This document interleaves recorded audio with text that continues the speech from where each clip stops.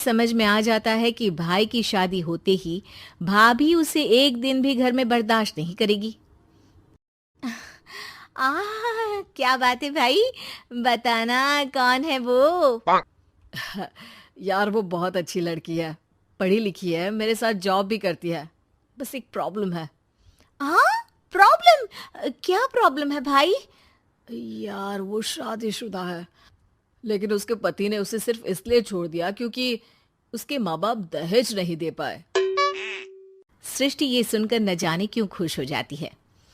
अरे भाई, तो क्या हुआ, लड़की तुझे तो पसंद है ना? शीनू को लगता है कि बहन उसे समझ रही है। वो इस बात से अनजान होता है कि उसकी बहन की मंशा पूरा घर हड़पने की है।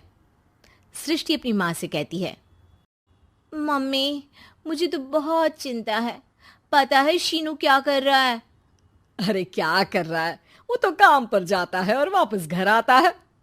नहीं ना माँ, वो यही तो नहीं कर रहा, बाकी सब कर रहा है। आपको पता है, उससे प्यार है, और वो भी एक शादीशुदा लड़की से। ये क्या हो गया, मैं सोसाइटी में क्या मुंह दिखाऊंगी? अरे तेरे पापा तो यही कहेंगे कि मैंने ही उसे बिगाड़ दिया है। माँ देखो, मेरी बात मानो, पापा पर भी विश्वास करने की जरूरत नहीं है। अब आप ही बताओ, पापा इतनी देर घर के बाहर रहते हैं क्यों, बोलो? अरे बेटा वो तो नौकरी करते हैं ना। तू बहुत भोली है माँ। पापा का ऑफिस तो 7 बजे खत्म हो जाता है, लेकिन देखो कितनी देर से आते हैं। अरे नहीं नहीं बेटा, ऐसी कोई बात नहीं है। सृष्टि माँ को एक औरत से बात करते पिता की फोटो दिखाती है। देखो माँ, कैसे हैं पापा? मैं ना कहती थी कि पापा सही नहीं है। मैं तेरे पापा से बात करूंगी, दे फोटो मुझे। ओ ओ माँ, वो तो डिलीट हो गई। लेकिन चल, तूने तो देख लिया ना। पापा से बाद में बात कर लेना, और हाँ, मेरा नाम बिल्कुल मत लेना, हाँ माँ। अब क्या था, सृष्टि के माँ और पिता के बीच झगड़ा होना शुरू हो जाता है। सृष्टि के मन में क्या चल रहा था कोई नहीं जानता था। एक दिन, माँ, सृष्टि के लिए एक लड़का देखा है, वो लोग शाम को उसे देखने आने वाले हैं। और हाँ माँ, एक खुशखबरी, मैं और पापा मिलकर एक नया बिजनेस ट्राई कर रहे हैं। शाम को लड़का आता है, सांवले रंग का। सृष्टि को तो बिल्कुल भी पसंद नहीं आता। लड़की की माँ कहती है, लड़की का चेहरा तो कोई खास नहीं, लेकिन अगर मेरे बेटे को आप लोग सेटल कर दें तो मैं उसकी शादी आपकी बेटी से करवा दूं। सृष्टि को लड़का बिल्कुल पसंद नहीं था। उसे भाई पर गुस्सा आ जाता है। लड़के वालों के जाने के बाद कहती है, माँ देखा, शीनू मेरे लिए कैसा लड़का लेकर आया, न दिखाने लायक न सुनने लायक, सेटल भी नहीं, वो भी हम करे। अरे माँ, मैं जानती हूँ ये मेरी शादी किसी भी घर में क्यों करवाना चाहता है। अरे कैसी बात कर रही है बहन, तूने तो देखा ना, लड़के को मैंने ही मना कर दिया तुझसे शादी के लिए। जिसने लड़का बताया था उसने उसकी बहुत तारीफ की थी।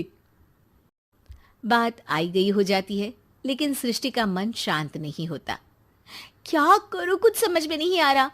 मेरी शादी हो गई तो ये लोग पूरी प्रॉपर्टी शीनू के नाम कर देंगे, मेरे हाथ तो कुछ लगेगा ही नहीं।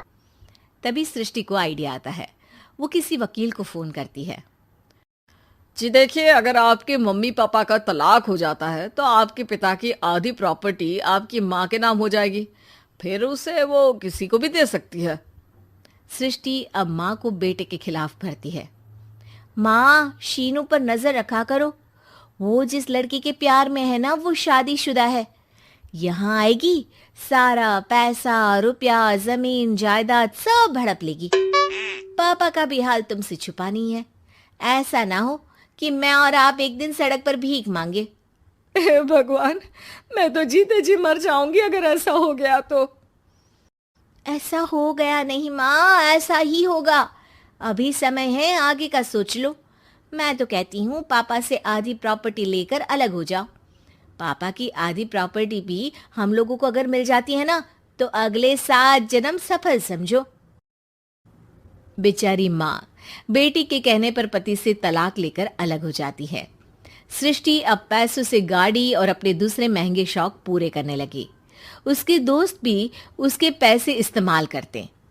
सृष्टि, कल तुम कहाँ थी? मैं सारा दिन घर पर अकेली थी। तो मैं क्या करूं? मैंने ठेका तो नहीं लिया है ना तुम्हें संभालने का। माँ को सृष्टि से ये उम्मीद नहीं थी। वो बैठकर रोने लगती है। वहीं उसका पति यानी कि सृष्टि के पिता आ जाते हैं। मैं जानता था कि तुम्हारा यही हाल होगा, तो आपने मुझे रोका क्यों नहीं? मैं रोकता तो तुम रुकती क्या? सृष्टि के कहने पर तुमने मुझ पर, अपने बेटे पर शक किया, लेकिन तुम ये भूल गई कि कैसे हम दोनों ने मिलकर जीवन में इतना सब खड़ा किया। माँ पति के गले लग जाती है। मुझे माफ कर दीजिए, मैंने आपकी कमाई का एक बड़ा हिस्सा गवा दिया। कोई बात नहीं, तुम साथ हो तो मैं ऐसी 7 प्रॉपर्टी खड़ी कर दूंगा। तभी वहां सृष्टि आ जाती है रोते हुए। माँ, मयंक ने मुझे छोड़ दिया।